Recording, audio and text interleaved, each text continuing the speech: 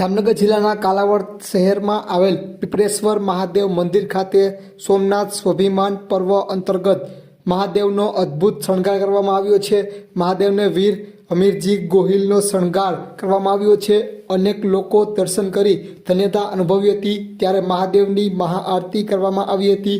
મહાઆરતીમાં કાલાવડના ધારાસભ્ય મેઘજી ચાવડા, ભાજપ આગેવાનો તથા મોટી સંખ્યામાં શહેરીજનો જોડાયા હતા।